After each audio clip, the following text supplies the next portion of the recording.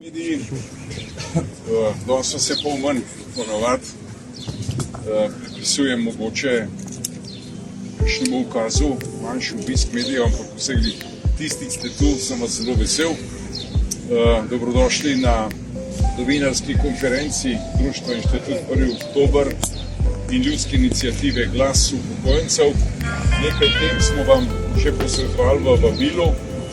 Bomo šli kar na prvo točko. Informacije o poteku zbiranja podpisov za prvi zakon, ki smo ga vložili. To pa je, v osnovi se mu reče dvig pokojnin za 20%, pa bo naš koordinator za te zadeve Igor Črnoga povedal, kaj več o tem. Lep pozdrav vsem. Kot je že omenil naš predsednik Društva Inštitut 1. oktober, pa bom jaz podal kratko poročilo o zbiranju podpisov za spremembo zakona o dvigu pokojnin.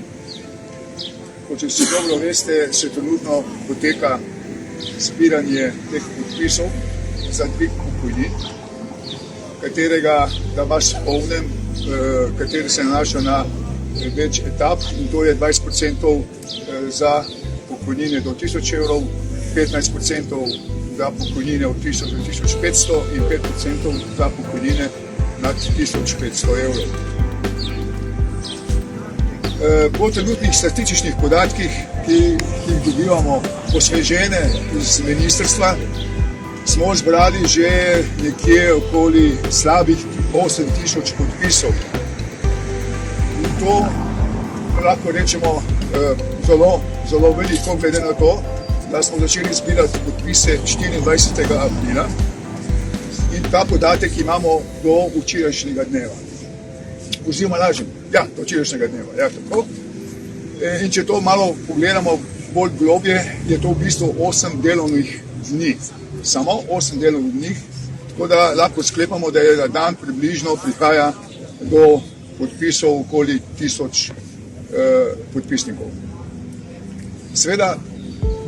Seveda to pri vsemu temu žal prihaja tudi smo ugotovili, prihaja do problemov, imamo probleme. In sicer problemi se pojavljajo pri podpisu teh, kot vemo, kot vemo, se istočasno odvija zbiranje podpisov za evtanazijo, oziroma za usmrtitev bolnih in starejših, kar smatramo z Inštitutom 1. oktober, da to ni slučaj, da pa naj se razlaga vsak po svoje.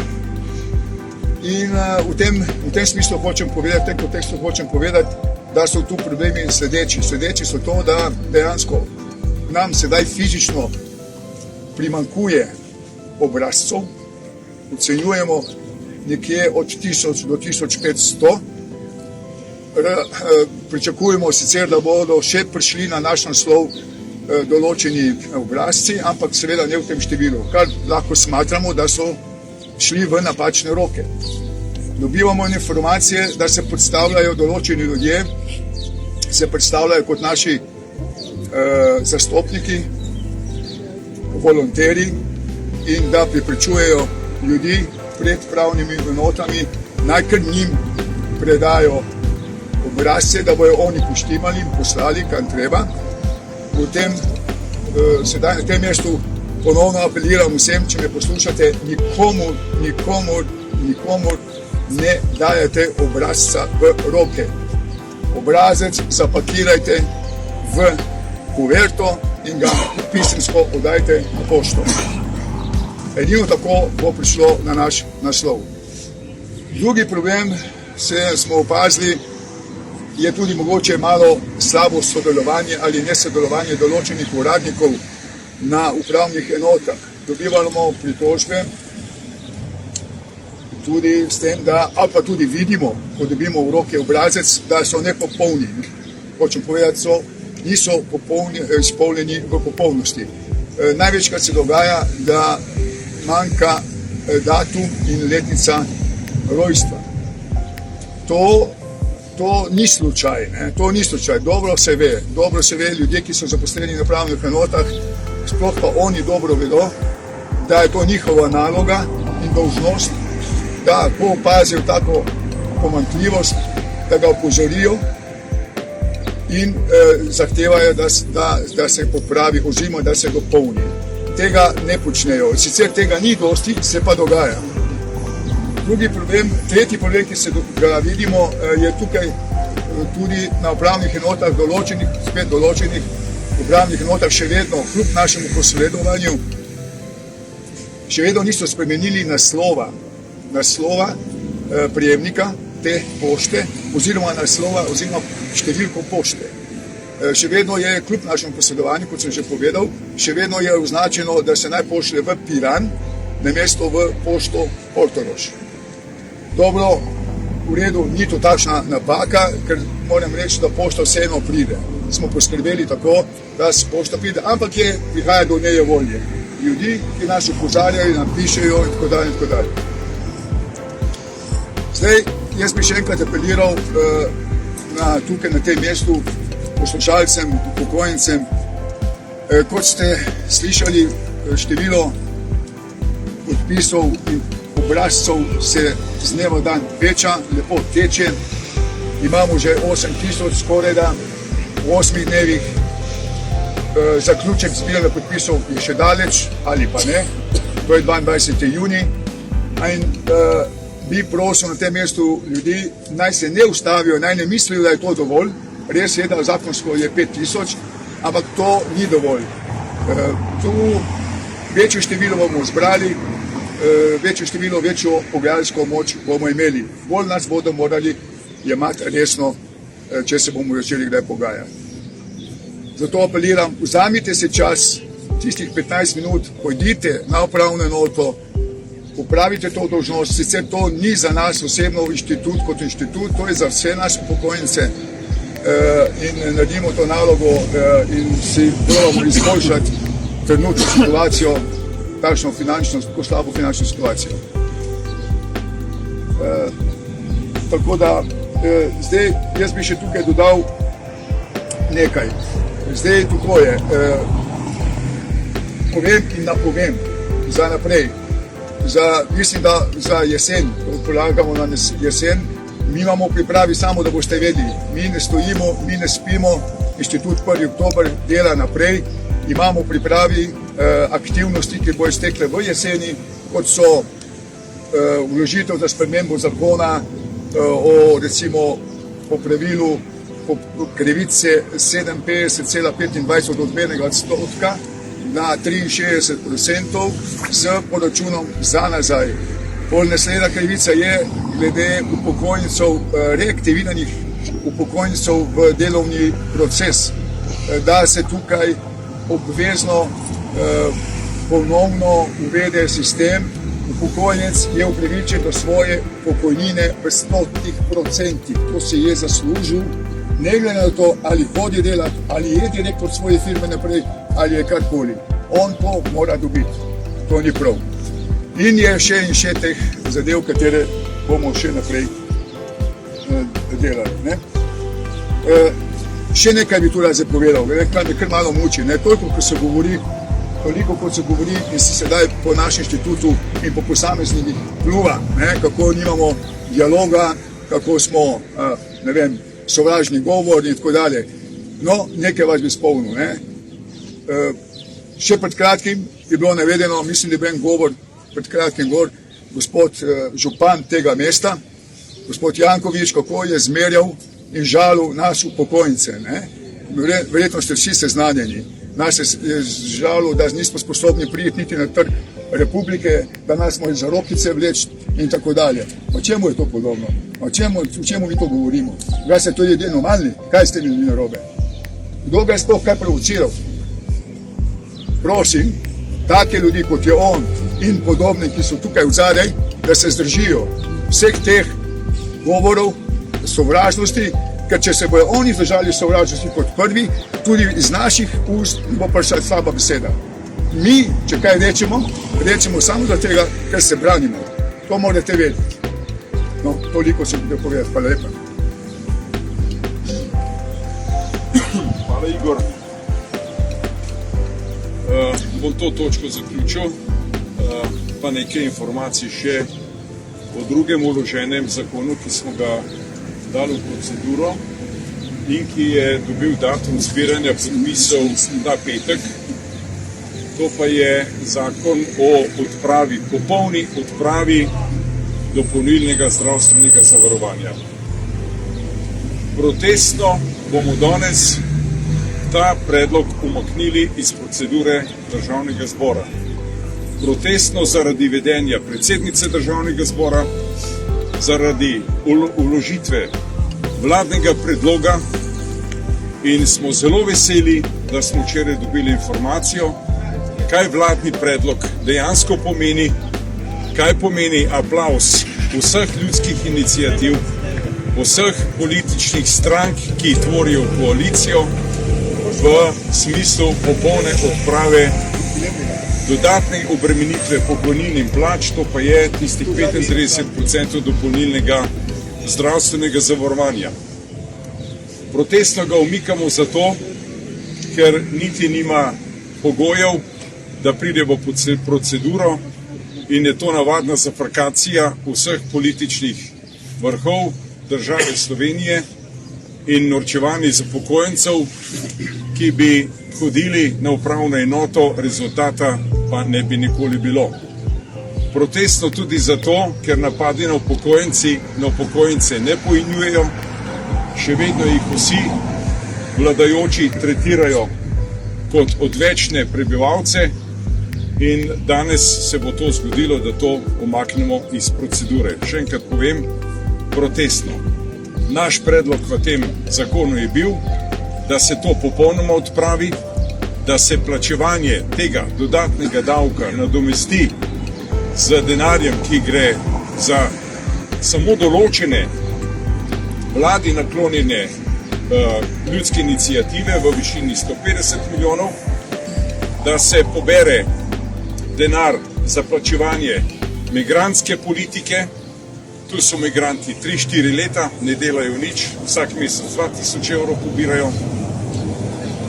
Gre za denar, ki bi ga lahko dobili tudi iz drugih obdavčitev, ne pa iz žepov upokojencev in prebivalcev Slovenije. Zdaj so naredili tisto, kar smo opozarjali.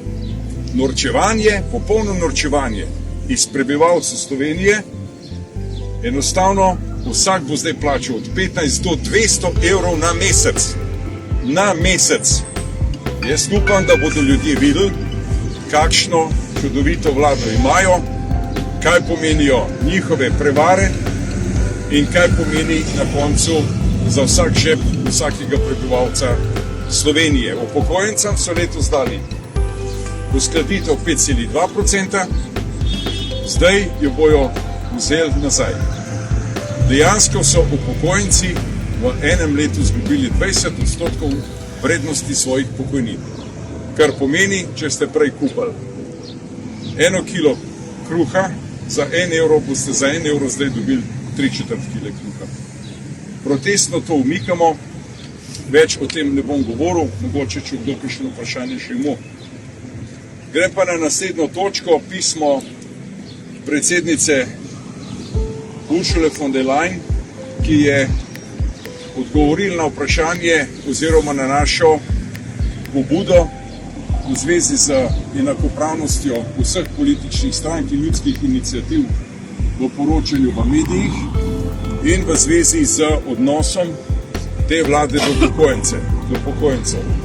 Z veseljem vam povem, da smo dobili popolno podporo Evropske unije pri svojih prizadevanjih in da tisto, kar so mediji nekateri ali ste nekateri naredili po našem 4. shodu z inštitutom 1. oktober in z mano osebno, boste mogli malo popraviti svoje izjave in svoje napade. Ali pa jih bodo mogli popraviti. Namreč v tem pismu, ki ga vam bom poslal po mailih, po končani konferenci, jasno piše, da Evropska komisija strogo stoji za pluralnostjo medijev, poročanja in če so bili napadi, neupravičeni napadi na inštitut in name osebno, In če sem vam potem poslal odgovor vsem trem totalitarnim predsednikom te države, potem ste bili dolžni to objaviti.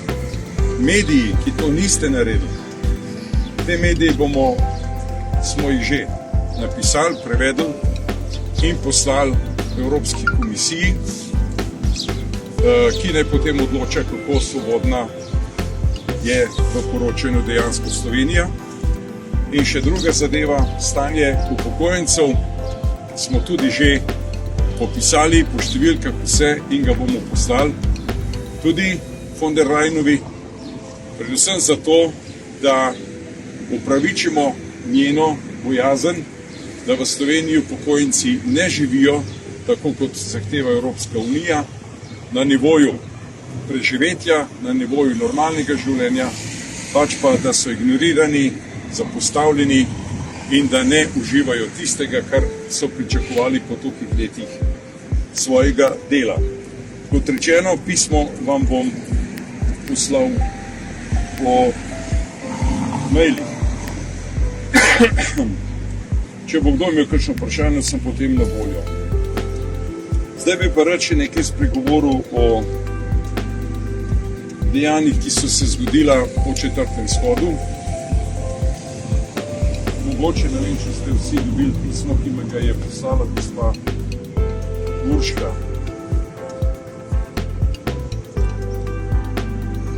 Mi je hudo. Mi je hudo, ker je odnos te vlade do ljudi, se ne bom narobe izrazil, se upravičujem. Nočem biti žaljiv in se nočem izraziti z neprimernimi besedami. Ampak to, kar so naredili, je sramota. Je sramota. 2 ure po shodu so bili naštimani, so bili pripravljeni na to. Naredili so pa eno hudo napako. Izrazili so in pokazali svojo popolno nerazgledanost. In to predsednica države, predsednik vlade, ki ni vreden te pozicije, in gospa Urška, ki se gre vladarice vseh vladarjev in sodnice vseh sodnikov. Žal mi je, da so odklonili srečanje z nami po eni strani, po drugi strani smo pa že na samem shodu in prej upozorili, da nimajo nobenega resnega namena, da je to zgolj za njihovo propagando in samo promocijo, in smo imeli sami zelo velike pomisleke, se teh sestankov udeležiti ali ne. Napadi na govor, ki sem ga imel v zvezi z predlogom o evtanaziji, niso bili moji. Ta tekst ni bil moj. Ta tekst je bil tekst Zdravniškega društva Slovenije. Kakšna sramota za 3 vladarje, da si gredo potem napadati enega navadnega državljana, enega, ne vem, govorca, ki to prebere, s tem, da sem dodal samo, da tisti, ki so predlagali, tak je bi bil vesel nek diktator, ki je tako ali tako pomoril ne vem koliko ljudi. Torej sramota za vse 3, jaz pričakujem opravičilo vseh 3, pričakujem razumno debato naprej in zdaj jaz vse 3 vljudno vabim na pogovor, vljudno vabim v imenu inštituta 1. oktober, ki je postal v slovenskem prostoru resna inštitucija, in vljudno vabim dr. Goloba, predsednico Pirc Musarjevo in spoštovano Urško Klakočar Zupančič, da se pridružijo pri pogovoru z vsebino o enakopravnem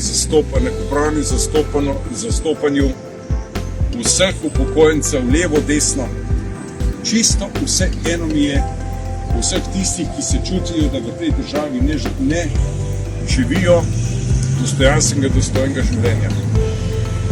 Mi jih zastopamo. Nismo samo vklicani, kot nekateri govorite, niti jaz nisem samo klicani vodja teh ljudi, daleč od tega. Morda je to kvečem inštitut 1. oktober, Rupert pa ne. Kaj pa so povzročili ti napadi, tudi sponzoriranih medijev? Kaj ste naredili? Razbito šipa na mojem avtomobilu. Kaj ste naredili? Kdaj ste poročali o patronih, ki so jih poslali, da me je ubil? Kaj iz tega? Kdaj se je gospa Urška objemala s tistim, ki so tu, na tem trgu upili fašisti, obešali lutke posameznih politikov, pa so se z njimi ljubili tam noter? Zakaj eni ja, eni ne? Zakaj imamo pri nas dvojna merila v Sloveniji? Zakaj ni nihče odreagiral, kot je kolega Igor rekel, na besede norčevanja, popolnega norčevanja nekega, ne vem koga imenujejo, bela moka, kako nekaj. Zakaj tam ni bilo nobenega poročila medijev? Zakaj ta gonja zoper samo ene? Mi nismo rekli, da smo nasprotniki vlade, nikakor. Vlada nas je samo porinila v neko drugo sfero. Še vedno bomo zastopali vse upokojence, levo, desno, vse, ki so bogi in revni, vse. In je sramota, kar ste počeli, sramota. In to sramoto, a veste, mi smo na poti v Bruselj. Inštitut 1. oktober gre v Bruselj. Osebno gremo tja, zaprosili bomo vse poslance Slovenije, ki tam zastopajo našo državo, da nam pomagajo in čisto vse, kar se je dogodilo, bomo tam predstavili, vse. In z nami bosta šla še 2 avtobusa upokojencev, bosta šla. Če tu ne moramo doseči pravice, enakopravnosti, lepega dialoga, zgolj samo pljuvanje čez tiste, za katere oni ocenjujejo, da nismo ta pravi, potem nas bo poslušala Ursula von der Leyen. Verjemite, to so zgodili kmalu. Osebno še enkrat obžalujem. Obžalujem napad na mojega vnuka, ki ga je po tem debaklu nekdo prepoznal, mu rekel, sti Rupert, pa ga pljumu, 14 let starega fanta, barabe.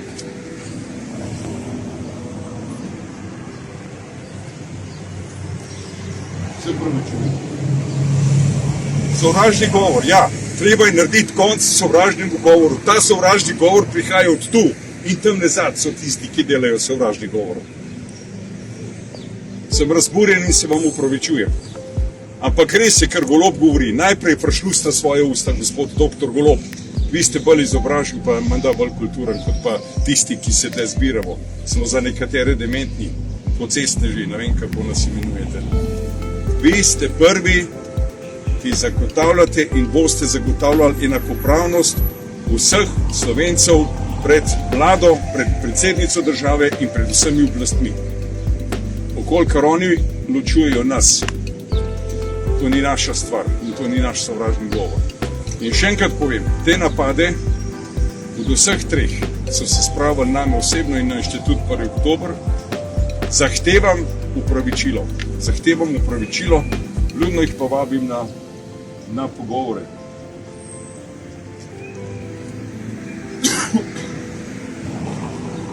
Še v 5. shodu. Slovenci, zbudite se. Upokojenci, vaš odhod iz revščine se mora začeti in ne mora se končati agonija, ki jo trpite. Če nas je bilo v 4 shodih res ogromno, na 5. shod pridite vsi Slovenci. Kdor ima kaj vesti, kdor se zaveda, kam plavemo, kdor se zaveda, kje smo ta trenutek, kaj počnejo, kakšne davke, kaj vam bodo naredili s temi življenji, pridite 31. maja tu na Trg Republike. Ta shod bo precej drugačen kot do zdaj. Toliko je drugačen, da bo za pogum vseh, ki bomo tu, potrebno imeti jajca. Potrebno bo imeti jajca. Shod bo pripravljen tako, da bomo naredili ljudsko skupščino, postavili bomo 10 stolov, od kraljevega do malo manj kraljevega in povabili vse. predsednico države, ministre te vlade, na ljudsko skupščino in dali mikrofon, ljudje pa jih bojo sprašvali in naj odgovarjajo ljudem. Že videno, ne? Že videno pri gospodu Jenulu in sem mu takrat čestital, dobra poteza je bila to in se mu pravičujem, ker bomo to kopirali od njega. In pričakujemo odziv vseh odgovornih, da bodo sedeli tamle pred nami in pred množico 50.000 ljudi in odgovarjali na vprašanja. In potem bo pohod. Pohod do znamenitosti mesta Ljubljane, kam in kako boste zvedeli ta prav cajt. Kako si pa mislite, v kjer smer bomo šli. Ljudno še enkrat vabljeni vsi na ta shod, poseben bo še enkrat povem, za ta shod boste morali imeti jajca. Zaenkrat hvala lepa, če imam kdo kakšno vprašanje. Še mogoče besedo dam pred vprašanje Andreju, ki bo spregovoril o incidentu, ki se je pa zgodil pred predsedniško palačo med vami novinarji. Prosim. Hvala, Pavel. Andrej Petrle. Ja, na našem skupnem shodu, veste, smo šli pred predsedniško palačo, kjer se je naredil incident.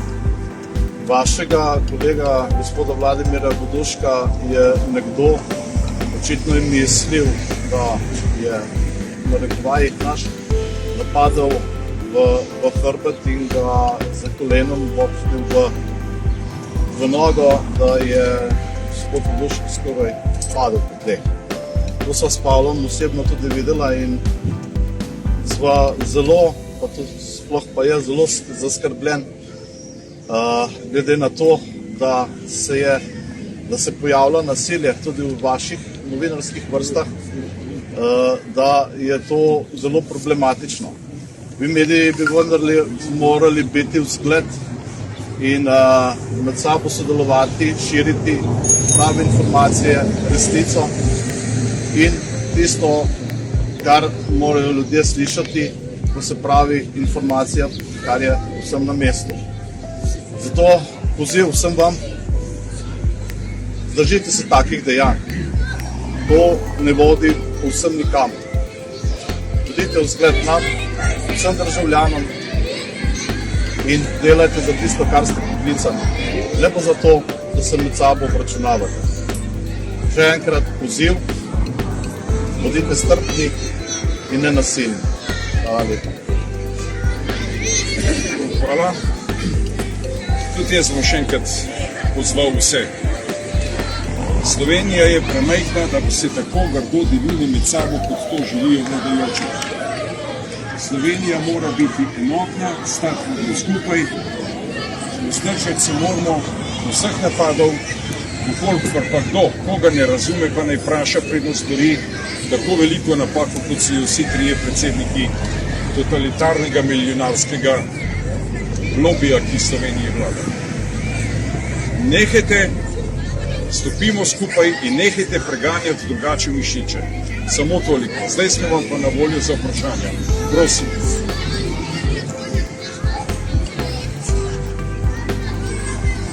Prosim.